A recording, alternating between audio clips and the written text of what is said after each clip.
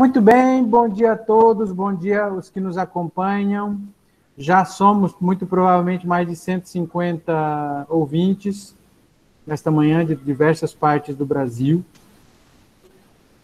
Leigos, religiosos, seminaristas, consagrados, não consagrados e todo tipo de gente interessada no tema que hoje nos traz a esta conferência, a 12ª do nosso Congresso Virtual de Filosofia e Teologia da Unicatólica, Filosofando e Teologando na Crise, Universo da Maçonaria para Iniciantes, uma abordagem sociológica. Lembrando que no nosso curso de Teologia nós temos a disciplina de Sociologia da Religião, que inclusive acontece agora, né? Assim, estaria acontecendo agora, que eu sou professor, então os meus alunos vão fazer um trabalho sobre a sua conferência. Já adiantando. Professor que hoje nos honra com a sua presença é o professor, deixa eu pegar aqui o currículo, o computador é lento, José Rodorval Ramalho, estou lendo as informações do seu Lattes. Possui graduação em Ciências Sociais pela Universidade Federal da Paraíba, em 1988, mestrado em Sociologia pela mesma universidade em 1996 e doutorado em Ciências Sociais pela PUC de São Paulo em 2004. Atualmente é professor associado da Universidade Federal de Sergipe.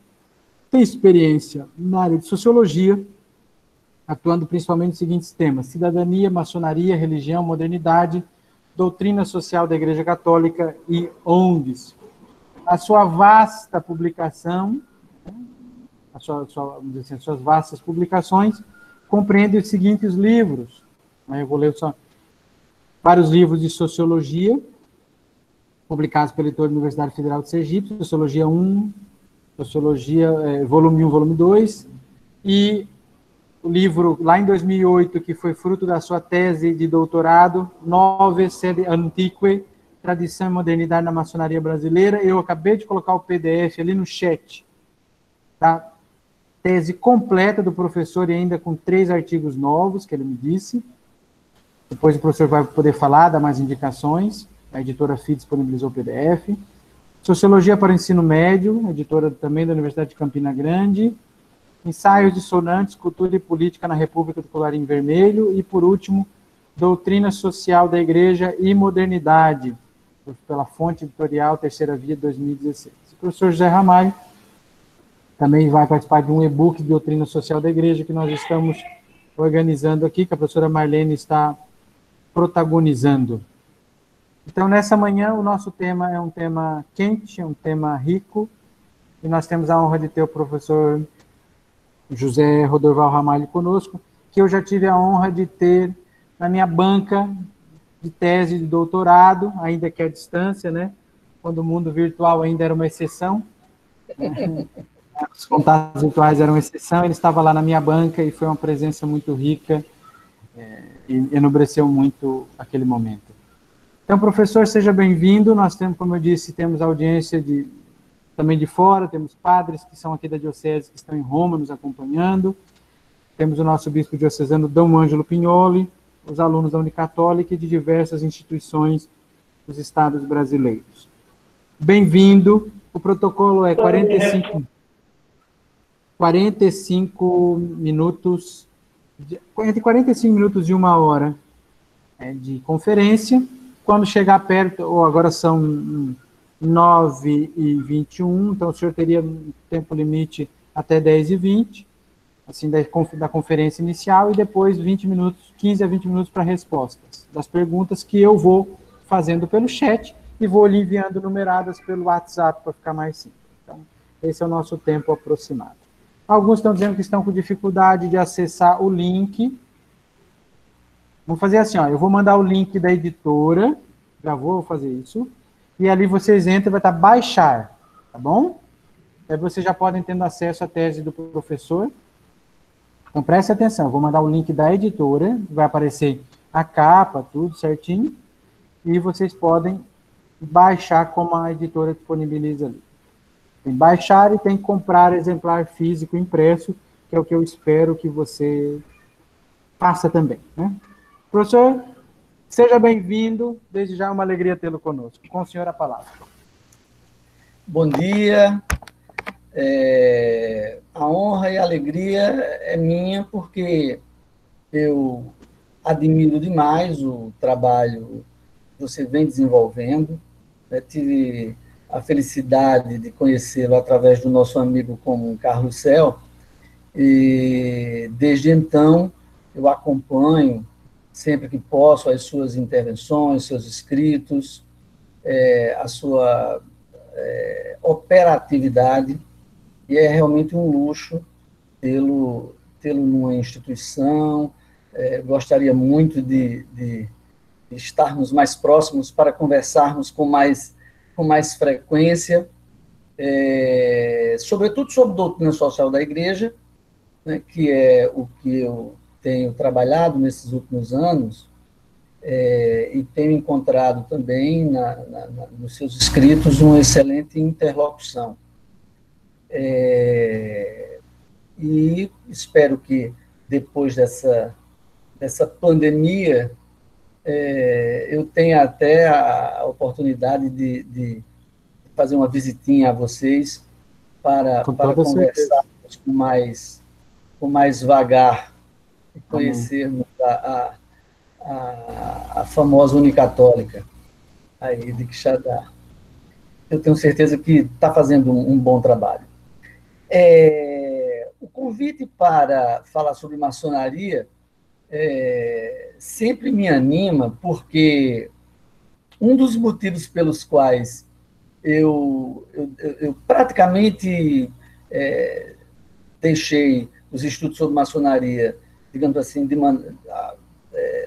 maneira lateral, é que, no ambiente acadêmico brasileiro, é uma instituição pouquíssimo estudada.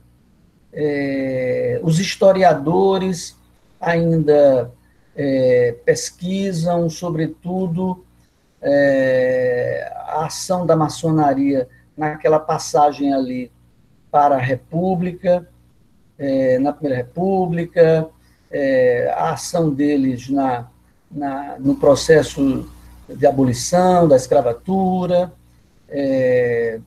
enfim, eles ainda valorizam muito a ação maçônica em alguns momentos históricos, na própria independência, mas, nos dias atuais, a ação pública da maçonaria, bem como também a ação, digamos assim, mais esotérica, ela é pouquíssimo estudada na universidade.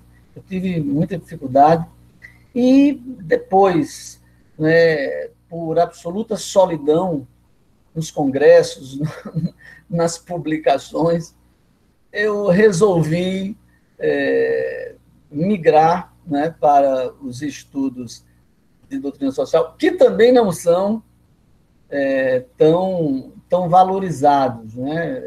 Mesmo dentro do universo católico, a doutrina social da Igreja ainda está por ser descoberta pelos pesquisadores da universidade. Mas é por isso que eu sempre me animo, sempre me honra muito e me motiva ser convidado para falar sobre a maçonaria.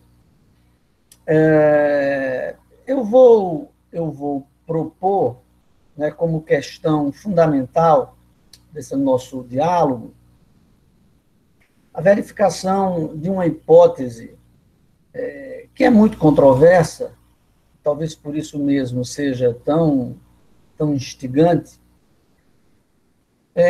da natureza religiosa da maçonaria. Ou seja, a maçonaria é uma religião?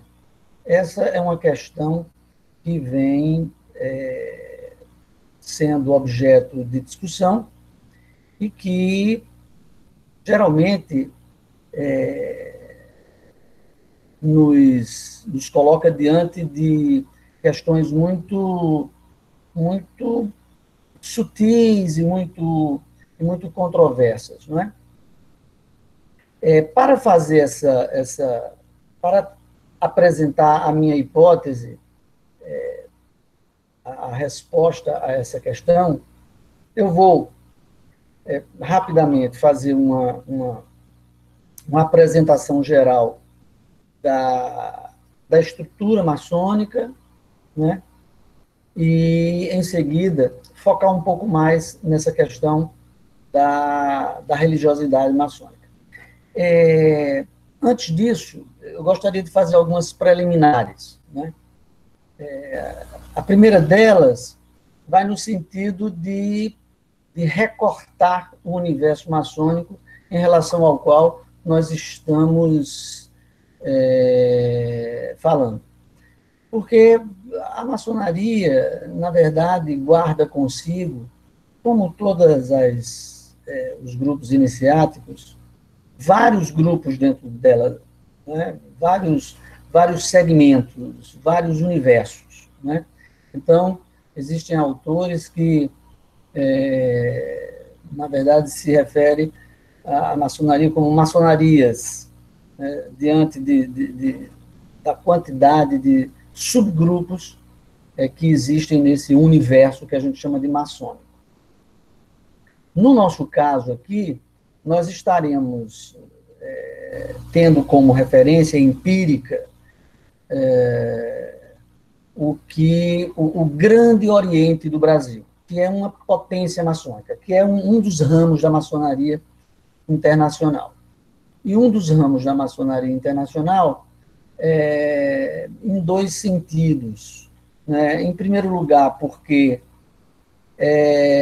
o Grande Oriente do Brasil é considerado uma potência regular, né?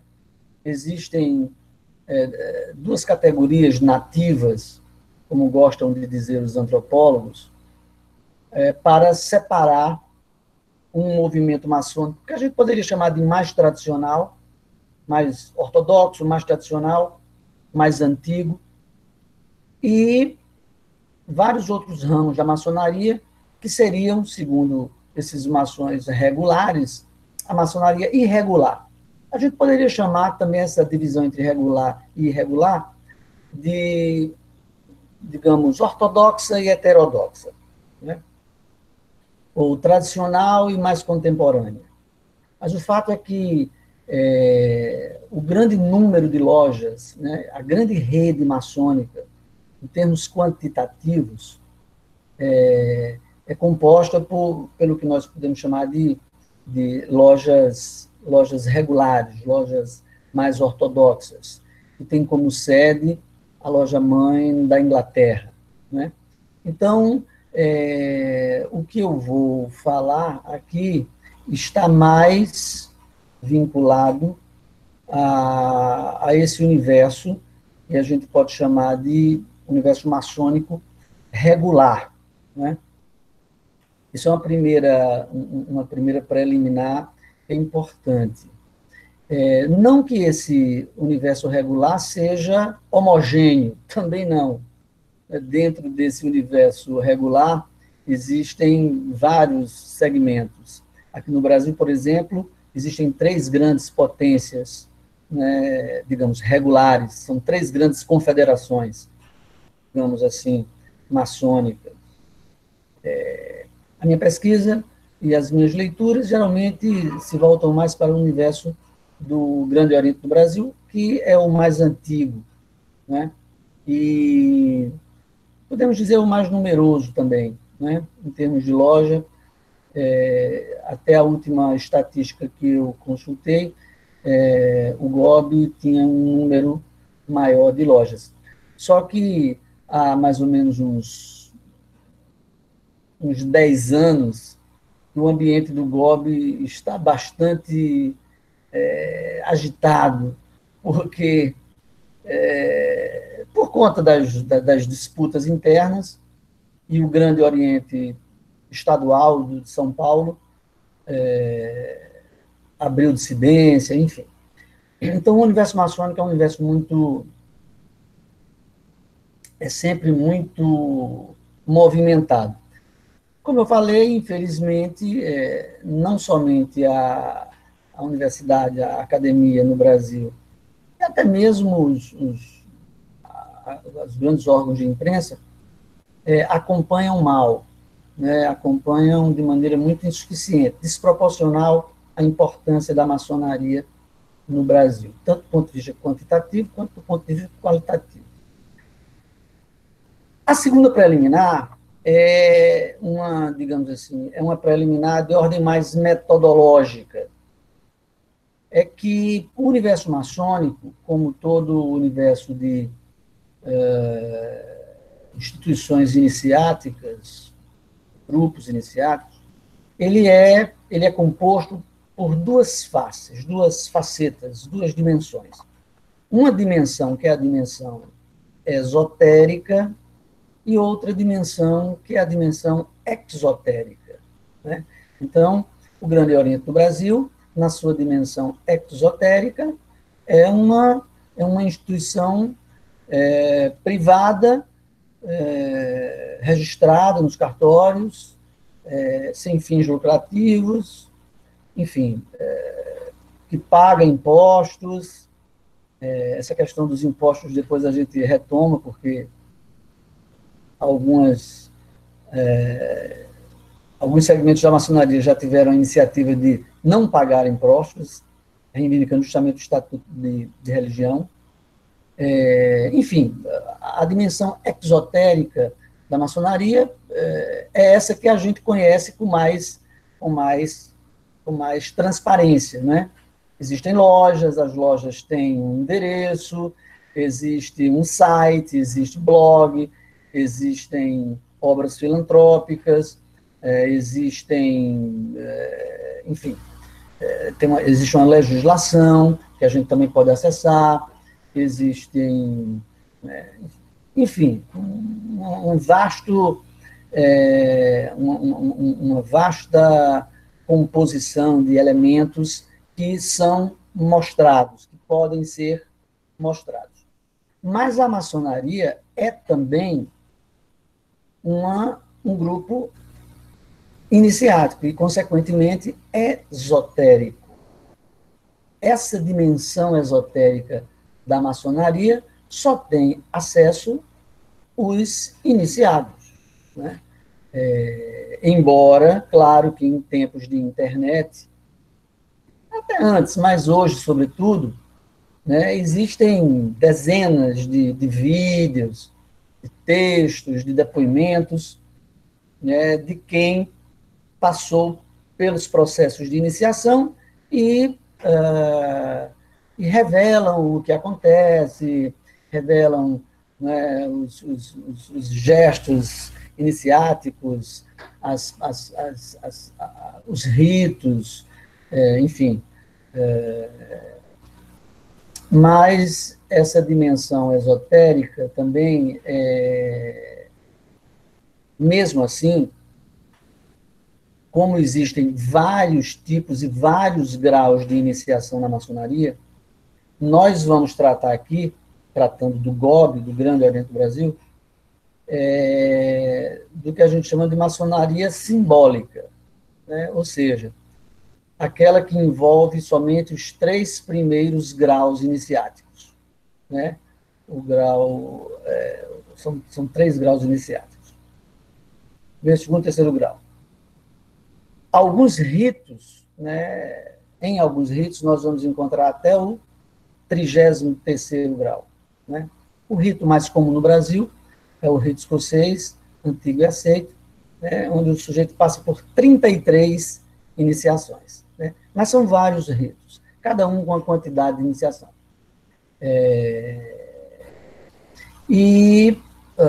Bom, então, essa dimensão esotérica é mais difícil ser discutida em função mesmo da sua natureza, né? Nós sempre estamos, digamos assim, de alguma maneira especulando sobre, porque como não temos acesso, né, às iniciações, temos informações, digamos, secundárias, né, de segunda mão, então essas dimensões são mais complexas de serem abordadas. E isso é uma dificuldade no estudo da maçonaria. Embora, né, os ritos sejam descritos em manuais de iniciação, em manual dos ritos, os símbolos, a gente sabe, né, todo mundo conhece o significado exotérico desses símbolos, e por aí vai. Mas, enfim, feitas essas duas preliminares, eu gostaria de fazer um breve sobrevoo, né, acerca da instituição maçônica. A primeira grande questão, e que é extremamente controversa, é a chamada polêmica ou controvérsia das origens, né? Então, haveria uma maçonaria operativa, né, que remonta, segundo algumas linhagens maçônicas, muitas vezes até Adão e Eva,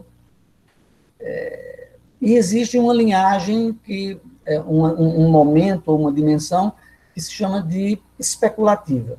Então, essa dimensão especulativa é aquela em relação à qual a gente tem um pouco mais de controle, porque é justamente o que a gente chama de maçonaria moderna, né? Aí a gente pode localizar historicamente na Inglaterra, na própria França, no século XVIII, enfim. E essa maçonaria operativa, né, ela traz uma discussão muito complexa sobre, porque muitas vezes baseadas em documentos problemáticos, em documentação controversa. Mas a maçonaria moderna, por assim dizer,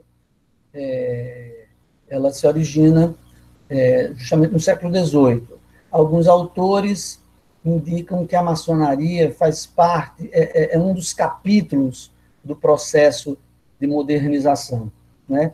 Aquele processo que afirmaria valores como do individualismo, valores como Estado-nação, valores como as liberdades individuais, os direitos humanos, e, de fato, a maçonaria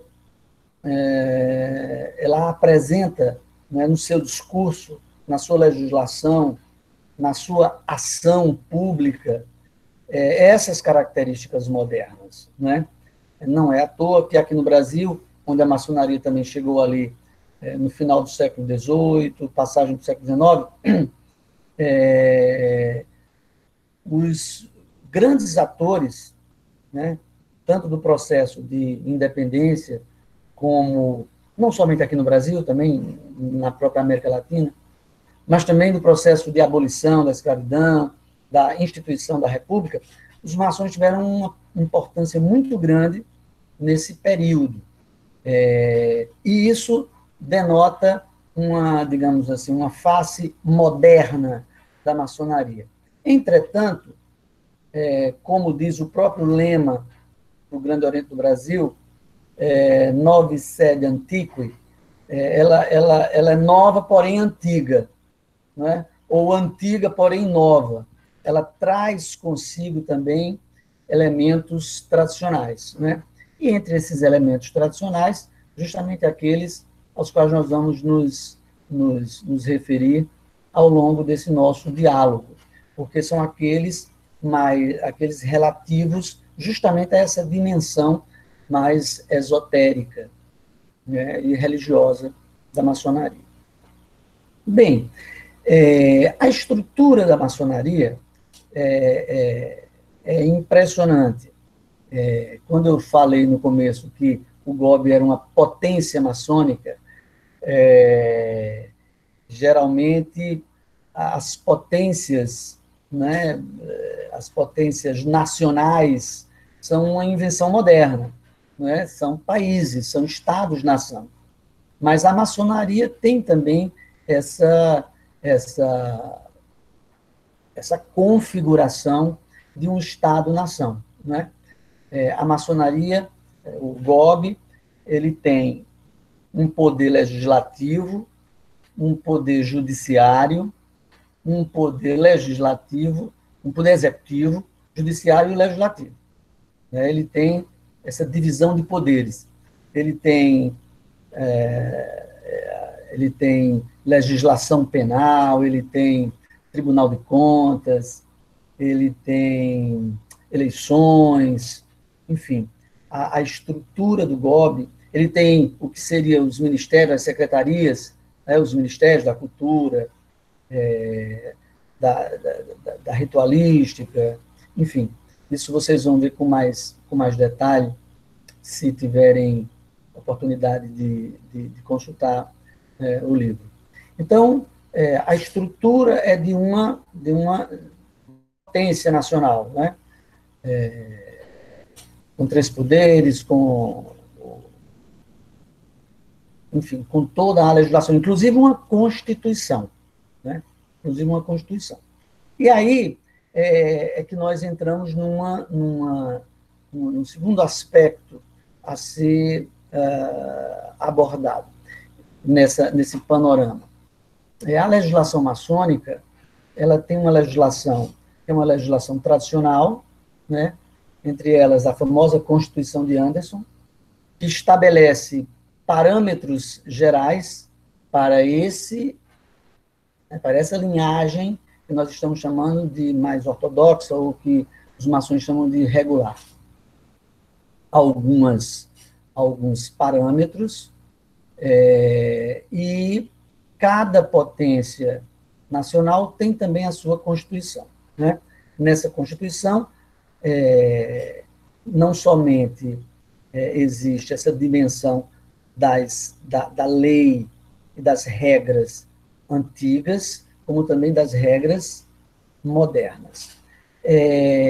Eu vou ler para vocês aqui somente o artigo 1º, né, da Constituição, que diz o seguinte: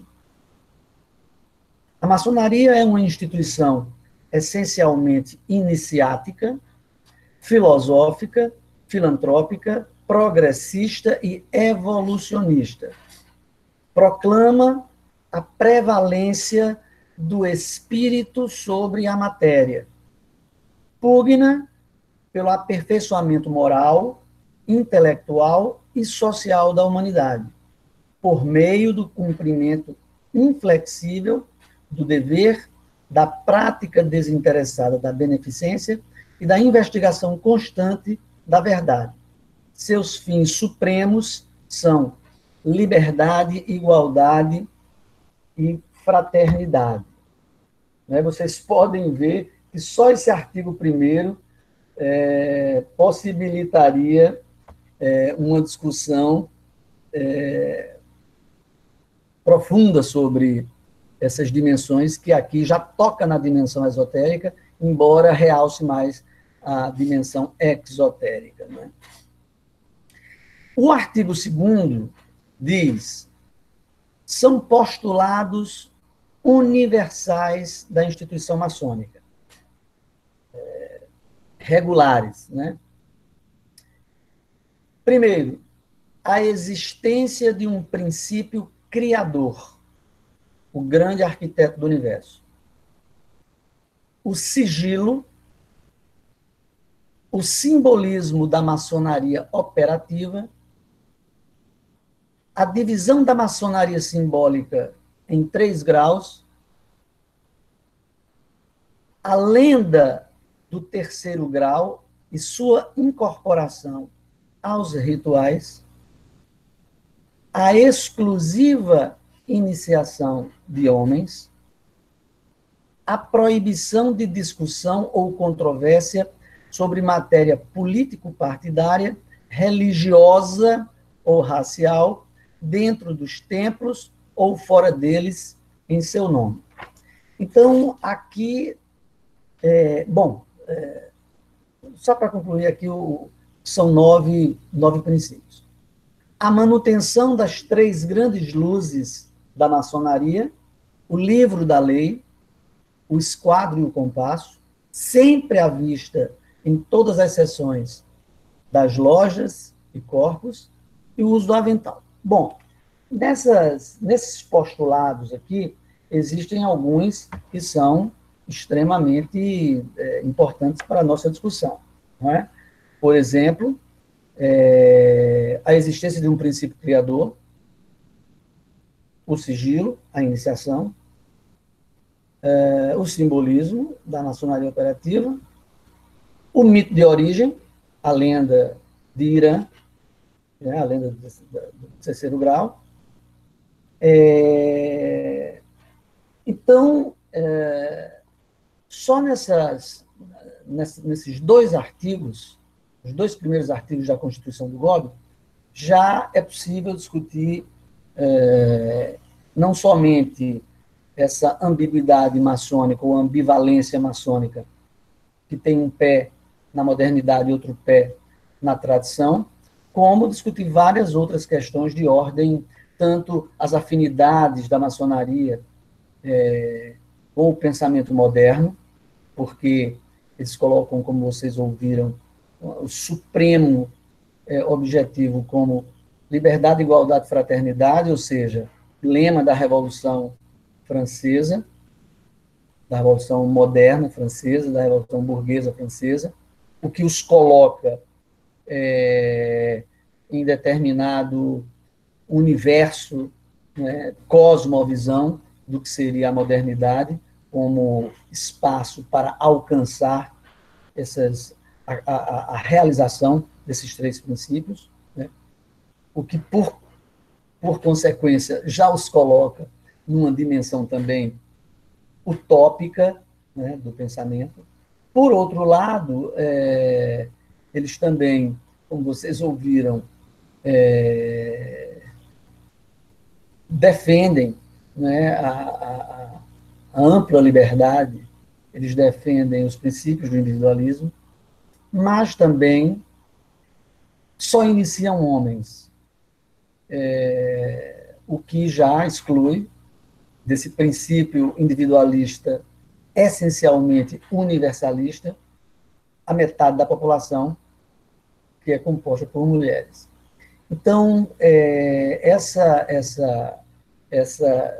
esses dois artigos já seriam suficientes para discutirmos aqui sobre a natureza da maçonaria. Mas vamos avançar um pouco mais, porque nesses artigos também a maçonaria é apresentada como uma instituição iniciática, né? E não há como uma instituição iniciática ter como princípio o individualismo, que é um princípio universalista. Por quê? Porque as iniciações, elas são obrigatoriamente seletivas. A concepção de um grupo iniciático é, naturalmente ou essencialmente, uma concepção que divide, hierárquica, divide os iniciados e os não iniciados, né? Divide aquela dimensão que é a elite, né, que conduz, que orienta, que é iluminada, e separa dessa elite aqueles não iniciados. Mesmo dentro da maçonaria, em função dos vários graus, né, existem elites dentro dessa elite maçônica, né? Se você for o grau 33, você tem acesso a iniciações, consequentemente, a determinadas concepções e treinamento espiritual que o sujeito que está no grau 32 não tem, né? Se você é um mestre maçom, que é o terceiro grau da maçonaria simbólica, é diferente do companheiro, né, que é o segundo grau. Então, enfim, são elites dentro da elite. E isso coloca em tensão, né, a dimensão exotérica e a esotérica, a dimensão iniciática e a dimensão individualista, moderna. Outra questão interessante para discutirmos aqui a nossa questão inicial, né, que eu relembro, diz respeito à verificação da maçonaria como uma religião, é a própria estrutura ritualística, não é? A maçonaria tem rituais de iniciação. Esses rituais, eles operam, atualizam, não é? Certa simbologia e certa mitologia, não é? O ritual é a mitologia em ação, não é? E na maçonaria nós observaremos essa ritualística e esse simbolismo. E em relação ao próprio princípio fundador, o princípio criador, né? Eles chamam de grande arquiteto do universo, que é sempre Gadu, G-A-D-U. Também, né, nós podemos discutir sobre a sua natureza, né? É um princípio criador, mas mais se assemelha a um princípio deísta, né? E também tem digamos, uma facilidade ou uma flexibilidade sincrética na ação maçônica, que também nos mostra mais um elemento complicador, né, na observação dessa religiosidade maçônica. A maçonaria também não podemos esquecer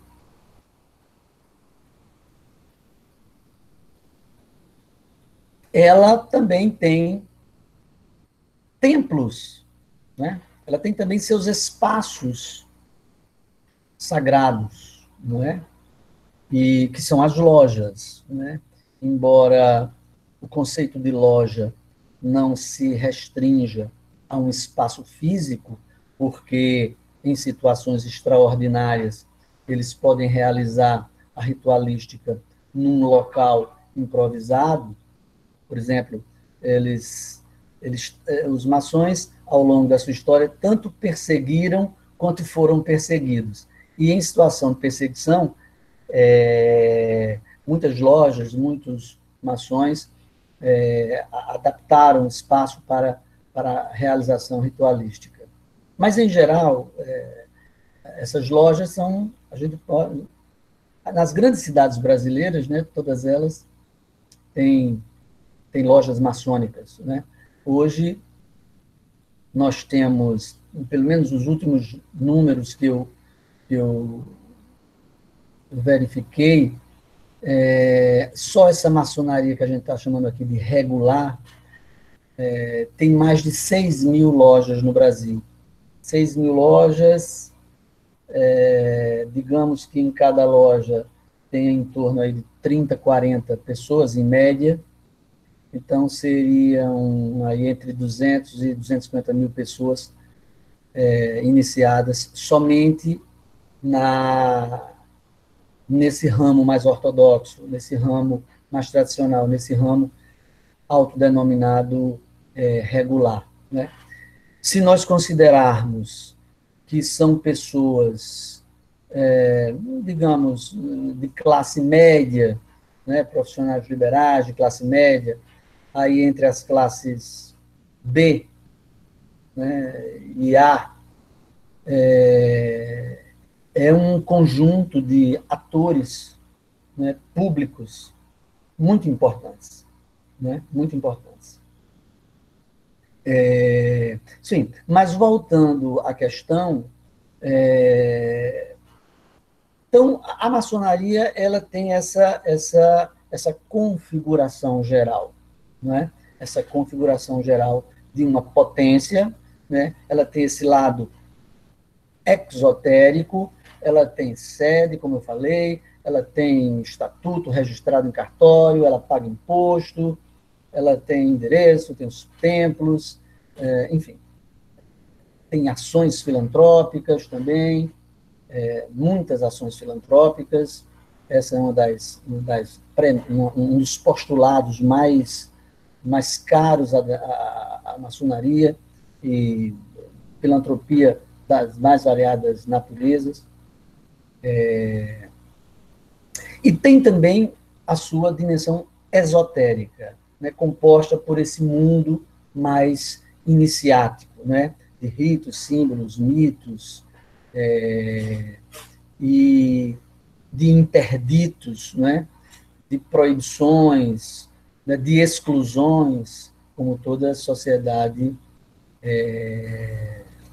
iniciática. Bem, mas o que nos motiva atualmente, né, quando eu fiz a minha tese, eu me dediquei mais a essa dimensão exotérica, ou seja, eu estava interessado em saber como a maçonaria se reproduzia institucionalmente, né? Quais eram os mecanismos institucionais, quais eram as estratégias de reprodução da maçonaria. E isso porque algumas pessoas, alguns autores falavam em decréscimo, né, da maçonaria, e o público, em geral, imagina que a maçonaria seja uma instituição já desimportante do ponto de vista quantitativo, né? E o que eu verifiquei na minha tese é que, muito pelo contrário, a maçonaria tem crescido fortemente nos últimos 20, 30 anos, né, aqui no Brasil, né? Quando eu fiz a pesquisa, para vocês terem uma ideia, o número de lojas era sempre, né, regulares, das três potências, chegava ali perto dos 3.500 lojas. Eu fiz essa pesquisa há 15 anos, né? Então, nessa época, eram 3.000 lojas, por aí. Hoje, já são quase, ultrapassa um pouco 6.000, né, pelos últimos números que eu vi. Ou seja, está em franca expansão. É claro que eu também observei, naquele momento, que havia uma diminuição da ação pública da maçonaria, porque numa sociedade moderna, pluralista, onde as associações, onde, né, o associativismo civil, mesmo no Brasil, onde o associativismo civil não é tão forte, mas outros atores políticos entraram no espaço público, né? Sindicatos, associações, associação em geral, partidos, e isso fez com que as elites, boa parte das elites que atuaram na maçonaria, prioritariamente, seja no período áureo da maçonaria, né, no final do século XIX, por ali, segunda metade do século XIX, eles migraram para partidos, para associações, mesmo para religiões, e a maçonaria perdeu um pouco essa dinâmica no espaço público. E também, aqui a maçonaria, a participação dela durante o período entre 64, do regime militar, entre 64 e 80, vamos colocar aqui 84, 85, vai depender muito do critério, né, de cada um, o fim do regime militar, ou até 88, com a promulgação da Constituição Federal, os maçons tiveram uma participação também muito controversa, não é? Amplos segmentos da maçonaria apoiaram os militares e parte não apoiou. Mas, enfim, a minha preocupação era como a maçonaria se reproduzia institucionalmente, quem ela convidava, quais eram os novos segmentos, né? E quais eram as estratégias para disputar espaço, né, no campo religioso. De um tempo para cá, eu ainda, quer dizer, depois da minha tese, eu ainda me dediquei não mais a essa dimensão mais exotérica, mas um pouco mais à dimensão esotérica, verificando um pouco melhor essa religiosidade maçônica, né? E aí nós entramos num espaço extremamente, numa discussão extremamente polêmica, porque a partir dos próprios maçons, né, os maçons não admitem, sob hipótese alguma, que a maçonaria seja uma religião, né?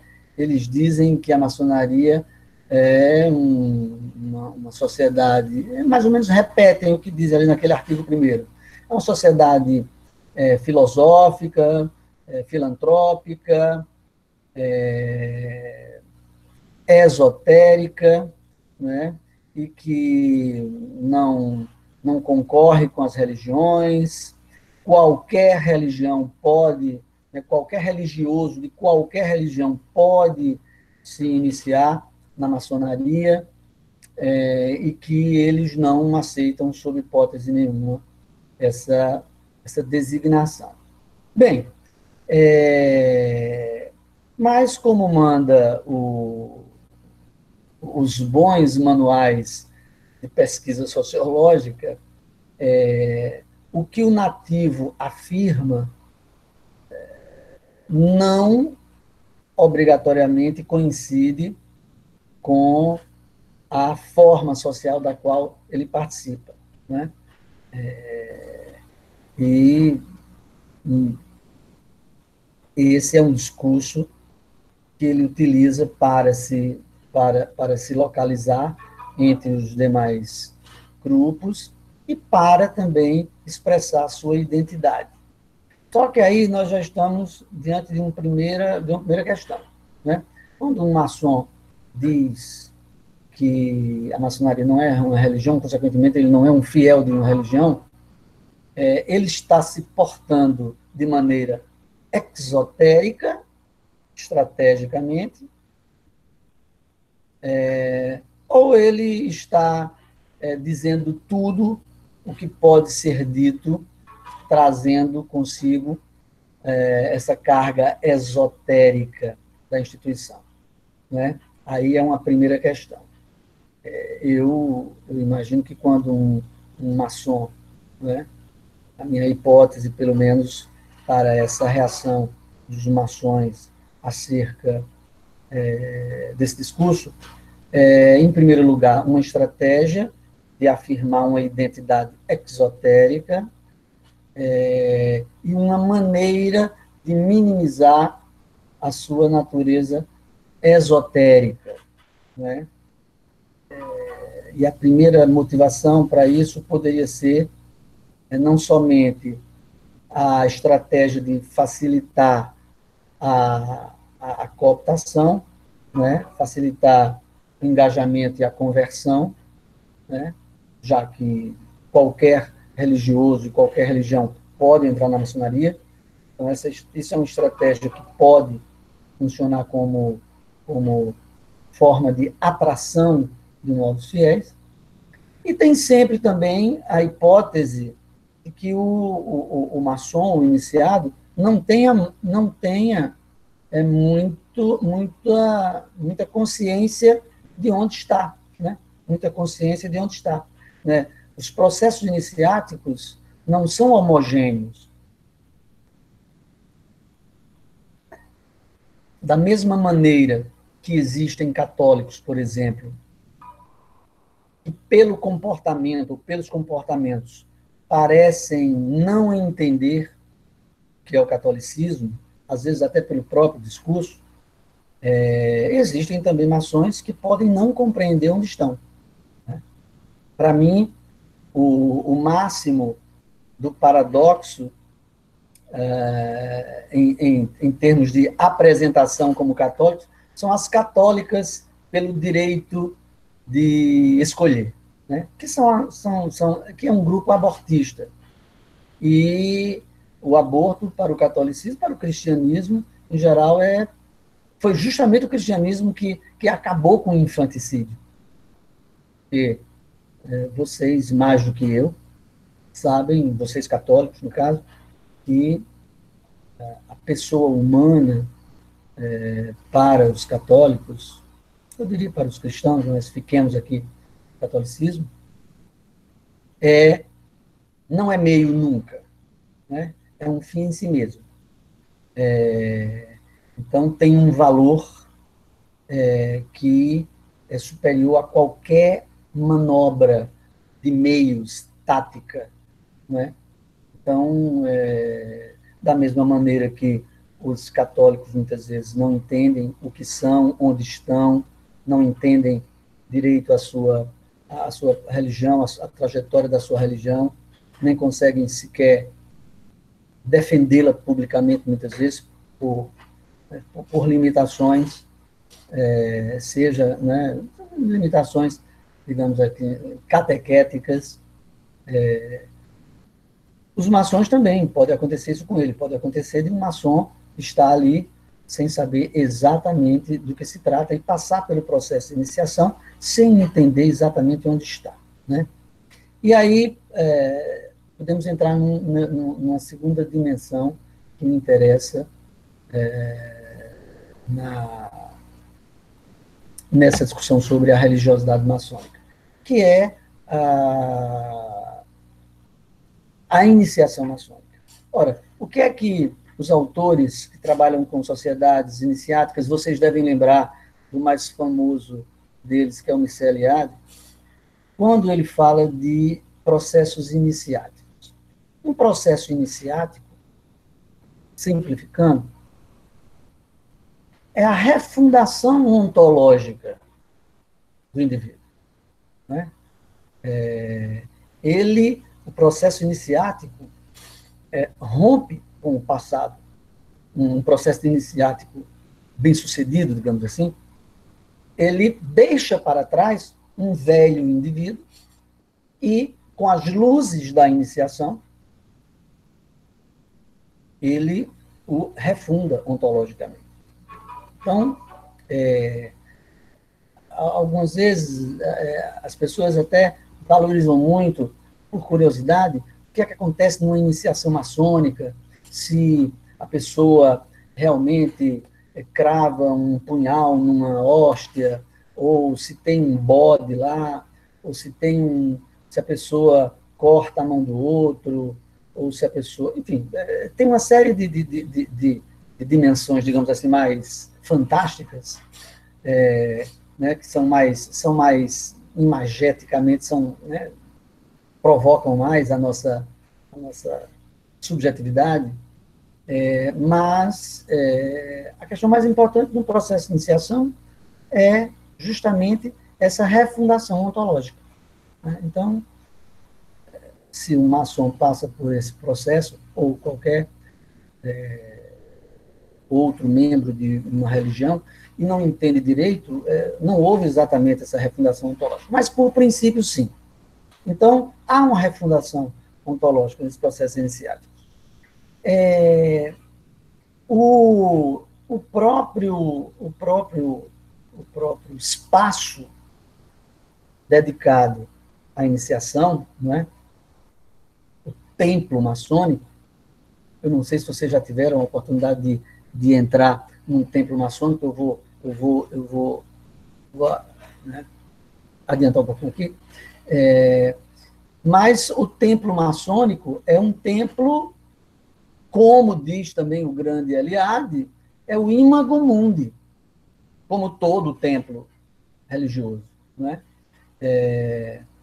O templo maçônico, ele, se vocês, né, visitarem, claro que há uma variação, mas a estrutura geral é justamente a mesma que nos indicam aqueles que estudam espaços sagrados, ou seja, é um espaço separado, né, do espaço profano, é um espaço onde ali no seu interior eles reproduzem um mundo ideal, né, um cosmos ideal, portador de todo o sentido, portador de toda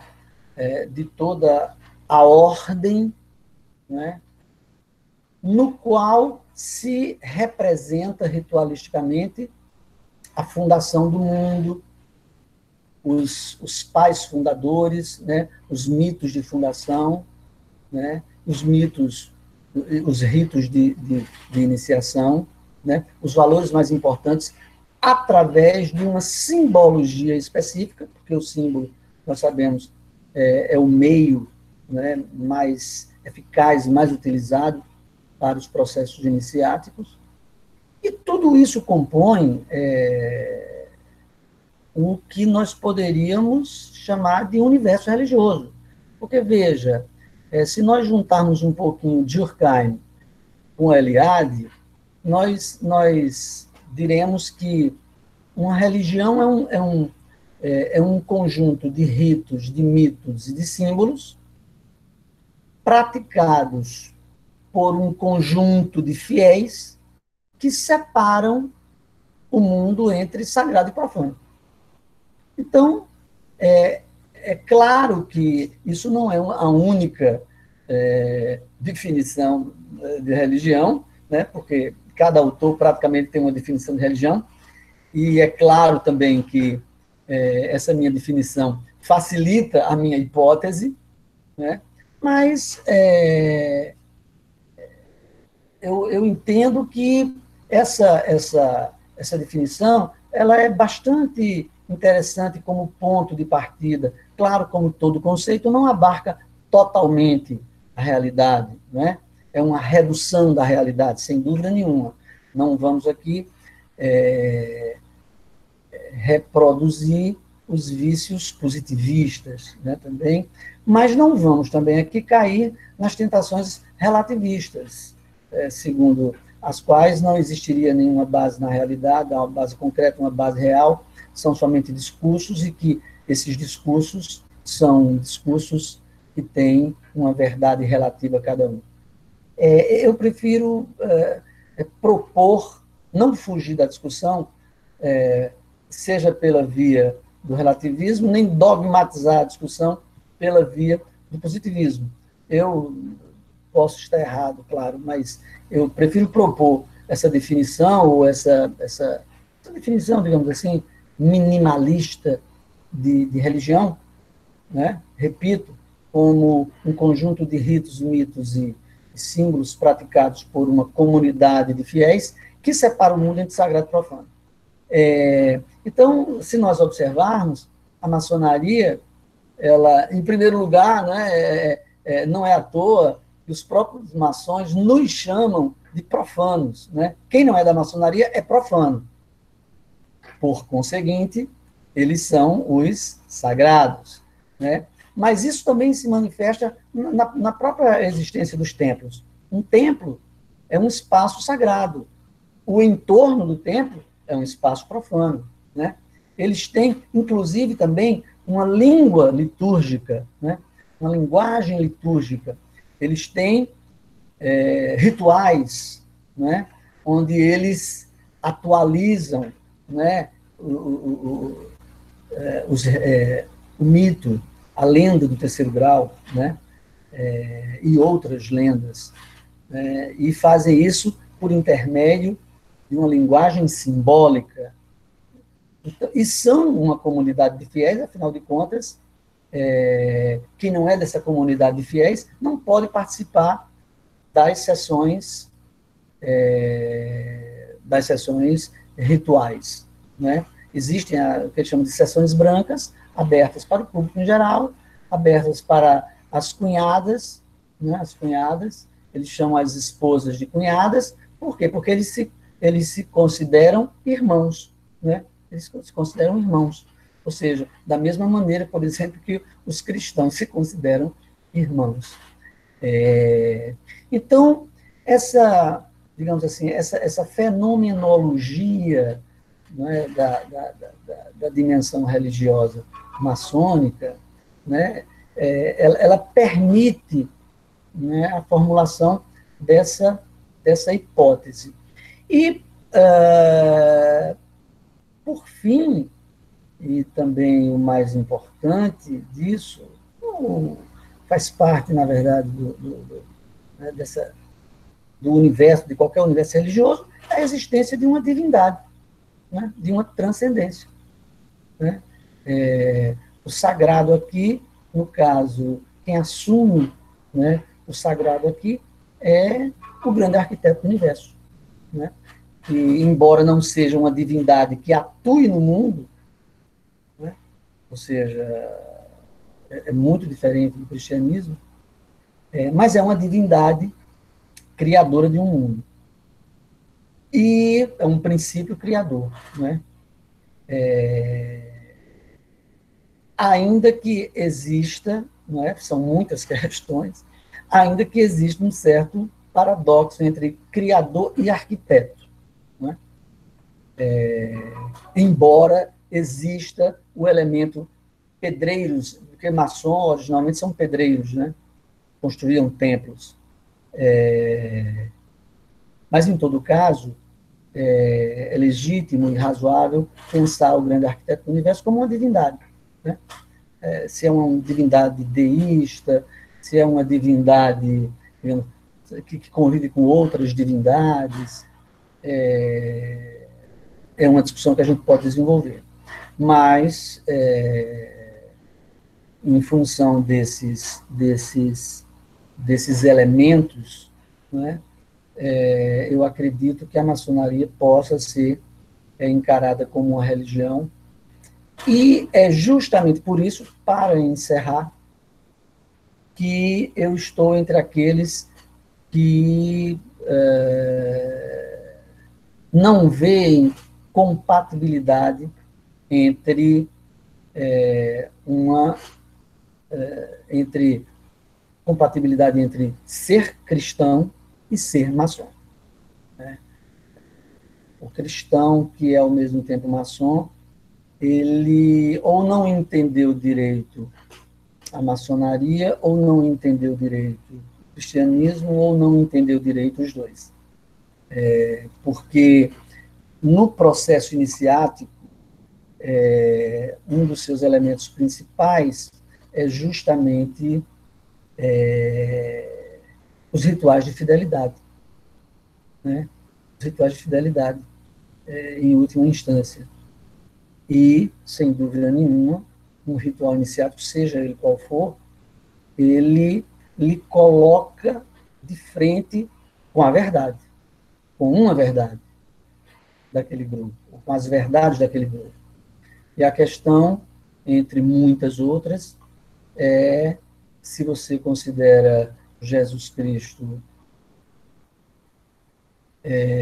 o caminho, a verdade e a vida, você não precisaria, em tese, de novas verdades, pelo menos do ponto de vista das verdades iniciáticas.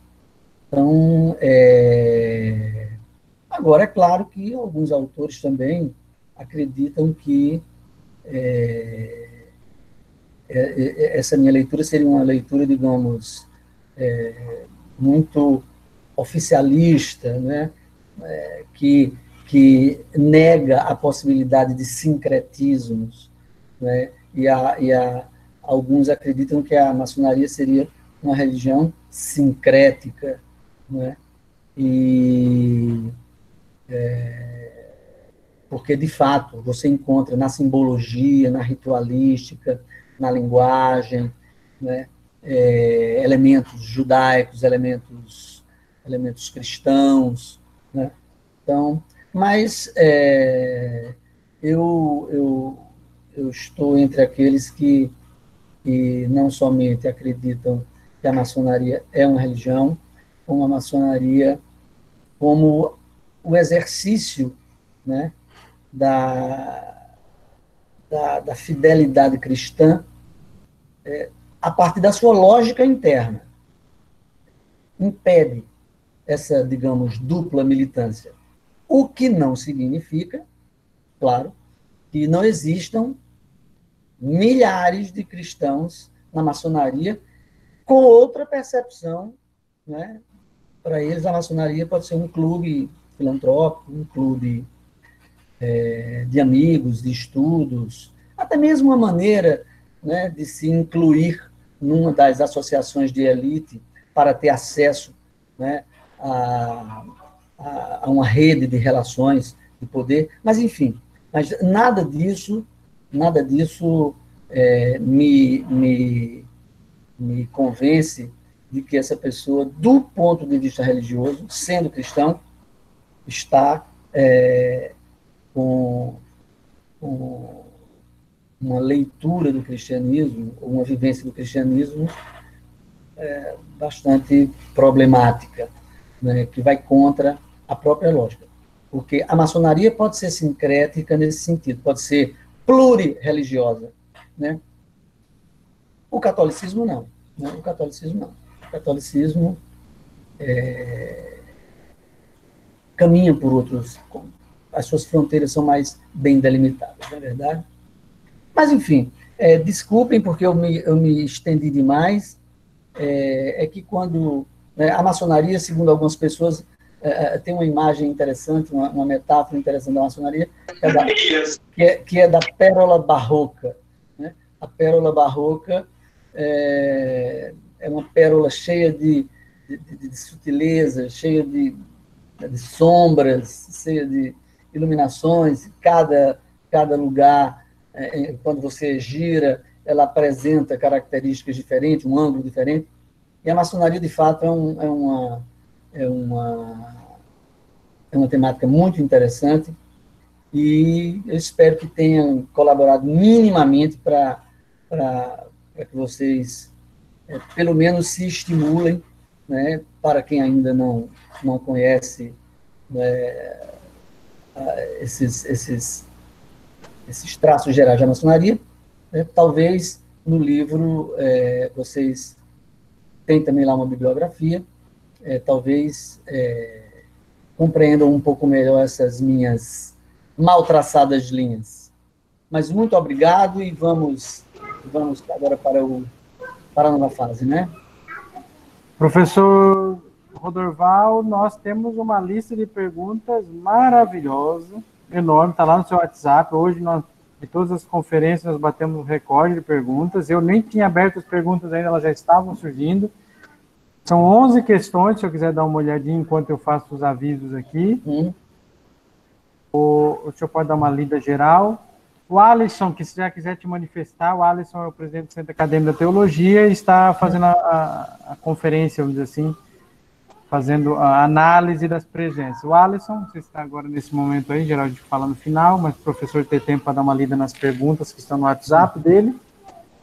O Alisson está fazendo a conferência, a revisão, né? E pouco depois ele vai colocar os nomes que ele não conseguiu identificar. Repito, eu disse que qualquer dúvida, os certificados ficarão disponíveis no link que eu vou disponibilizar para vocês agora. Tá? A partir do dia 12 de fevereiro, comecem a olhar... 12 de junho, comecem a olhar por lá. Ó. Salve um link aí. Tem acontecido uma coisa, que a pessoa participa da conferência, minutos depois, vai me procurar lá no e-mail perguntando onde ela pode acessar o certificado. E ela acabou de participar. Então, por favor, prestem atenção no que a gente está avisando aqui. Não precisa ficar falando muitas vezes. Alguns sempre pedem um link das conferências anteriores. Eu vou disponibilizar os links aqui no chat também para vocês. Vai, professor Rodolfo, eu sei que são muitas perguntas, mas nós temos 15 a 20 minutos com alguma tolerância, porque eu sei que as perguntas são muito... As perguntas são são muito difíceis, viu? É. Não sei se vou conseguir aqui responder a todas, mas, assim, são 11 perguntas, né? Eu vou tentar fazer um breve comentário sobre cada uma. Algumas eu já, Já né, respondeu? já comentei, mas, assim, é, muito interessantes as perguntas, e são perguntas de quem já tem noção do que é a maçonaria, né? Não são perguntas ingênuas, são perguntas muito, muito complexas. Algumas de muito difícil resposta. Veja bem, a primeira pergunta é sobre os landmarks. Os landmarks são leis, são princípios, né? São postulados, né? Na passagem da maçonaria operativa para a maçonaria moderna, houve muitas listagens, né, muitos levantamentos sobre como se comportava a maçonaria operativa, quais eram os seus símbolos, seus costumes, etc. E esses landmarks listam esses costumes, listam esses postulados, né? E são parte dessa legislação, digamos assim, desses princípios tradicionais, né? E existem alguns, não é? Agora, é claro que sempre tem algumas repetições de um para outro, né? E aí, já a seguinte, a maçonaria tem ligação direta com os templários. Bom, essa eu terei dificuldade, porque essa literatura é uma literatura extremamente controversa, porque as linhagens historiográficas identificam outras dizem que o que havia, o que os templários já eram um grupo separado e não um grupo com relações com a maçonaria. Então, essa questão é uma questão das controvérsias, das origens e da natureza pré-moderna da maçonaria, não é? Eu pulei essa parte, me fixei mais na maçonaria moderna, porque essa parte anterior, nas primeiras leituras que eu fiz, eu quase fiquei enlouquecido de tantas linhagens, né, tantas descrições e tantas... Então, foi por pura covardia intelectual que eu pulei essa parte. Como essa outra também, para que este mistério... por que este mistério na maçonaria, não é? Ela bebe da religião mistérica dos gregos, aí também é bastante controversa, porque, embora tenha, né, tem um grupo na maçonaria, por exemplo, que é muito vinculado aos mistérios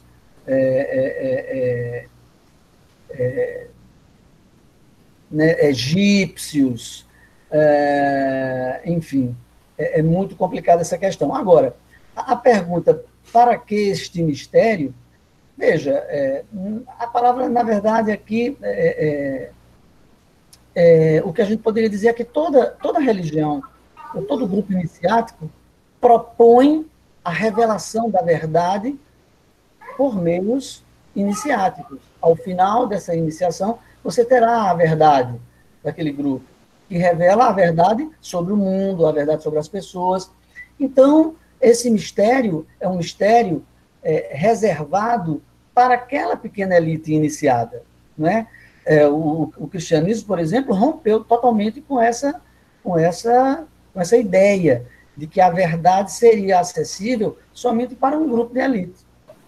Então, a verdade do cristianismo é uma verdade aberta, universalizada para todas as pessoas, homens e mulheres, não é? Tem aqui também uma questão acerca a maçonaria impõe determinado credo religioso? Não. Ela não impõe credo religioso. Ela recebe todos os credos religiosos, entretanto, a nossa hipótese é que opera para além desses credos religiosos quando promete, no processo de iniciação, revelar as verdades. Não é? Nesse sentido, é muito interessante a discussão sobre a maçonaria como um grupo gnóstico, como um grupo de viés gnóstico. Não é? É muito interessante essa discussão, porque a gnose, uma das características da gnose é justamente a revelação da verdade, ou a descoberta da verdade, somente pelo vínculo, somente pelo viés do conhecimento. Né? Ou seja, há um conhecimento esotérico que pode ser acessado pelo indivíduo. O indivíduo iniciado chega a esse conhecimento, ou pode chegar a esse conhecimento. Daí em diante, ele já está de posse desse conhecimento, dessa verdade, e poderá operar, a partir dela, a sua relação com o mundo e com os outros indivíduos. Esse é um viés bem gnóstico. É por isso que alguns autores entendem a maçonaria como um grupo gnóstico. É também motivo de grandes discussões. Ela deve ter liturgia. Digamos, entendendo aqui a liturgia em sentido lato, sim, tem liturgia, né? Tem liturgia. Existem tudo dentro do templo e de qualquer templo religioso, tudo é medido e pesado. Ninguém se comporta de maneira espontânea dentro de um templo religioso, seja ele qual for. Existem regras de comportamento. No caso da maçonaria, muitas regras de comportamento, desde a circulação dentro do templo até ao diálogo com os irmãos, né? Com também a vestimenta, né? Os aventais, as luvas, né? A composição dos símbolos, enfim. Sim. Muitos maçons frequentam a Igreja Católica, mas não há interferência entre ser maçom e frequentar outras religiões? Bem, veja, de fora, eu imagino que essa interferência é profunda, né? Porque vejo dois universos de valores, universos simbólicos totalmente diferentes, né? Bem diferentes, né? Mas seria interessante pesquisar católicos maçons, ou maçons católicos, né? Porque somente um mergulho, digamos, fenomenológico, nesse universo de sentido dessa pessoa com dupla militância, com duplo vínculo, é que poderia nos revelar melhor como a subjetividade dessa pessoa elabora essa dupla pertença, né? O que, para mim, observando as estruturas, né, e os princípios, né, de fora, o que é incompatível, não, é claro que não combina com o sujeito que está lá tendo duplo vínculo, né? Então, seria muito interessante uma pesquisa que dialogasse com esses católicos maçons, ou cristãos maçons em geral. Eu até já tentei, mas na terceira negativa eu desisti logo. Então, fica para os estudantes de teologia daí uma pesquisa nesse sentido. Se há princípios fundamentais, sim, a presença masculina. A presença masculina é um dogma, digamos assim, um postulado também muito antigo. Naqueles landmarks, uma das regras era iniciação exclusiva de homens. No mundo moderno, com o princípio individualista, né, pairando sobre todas as instituições, nós começamos a observar a maçonaria mista, tanto maçonaria feminina como maçonaria mista. Então, mas elas não são consideradas regulares, ou seja, elas são consideradas heterodoxas, né? Porque as lojas ortodoxas regulares só iniciam homens, né? Mais uma pergunta para um cristão que é maçom, por que essas verdades reveladas pelos processos iniciáticos estariam reservadas somente para os marmanjos? As lojas simbólicas são primeiro, segundo e terceiro grau, né? A do mestre é o terceiro, a segunda é a do companheiro e a primeira é do aprendiz. O tempo de iniciação varia um pouco de rito para rito. Sim, as ordens paramaçônicas. Interessante essa pergunta, porque os maçons, eles criaram duas ordens, assim, dois tipos de entidades paramaçônicas. As entidades voltadas para as mulheres, para as cunhadas, porque elas precisariam, né, participar junto com os maridos. Elas não participam das sessões iniciáticas, mas participam dessas entidades paramaçônicas, né? Tem as entidades para mulheres, se não me engano, a do GOB se chama Filhas de Jó, não estou bem. Mas tem também as ordens, as paramaçônicas para os meninos, né? para os futuros maçons, digamos assim, que são a Ordem de Molay, e tem mais um grupo que agora eu não lembro. Então, a função dessas entidades paramaçônicas são exatamente para abrigá-los na sociabilidade maçônica, não excluir filhos e esposas, mas também não incluí-los, né, na ritualística mais oficial, né? Se os rituais maçônicos têm relação com o transcendental, eu acredito que sim. Todo e qualquer ritual religioso, né, tem um contato com o transcendente, né? Então, resta saber se, digamos, os católicos, por exemplo, que estão participando, acreditam que aqueles rituais são rituais apenas formais, são rituais apenas, digamos assim, para digamos, mimetizar ritos e mitos, sem nenhum alcance de refundação ontológica dos iniciandos. Isso é uma questão também para ouvi-los sobre isso, né? Porque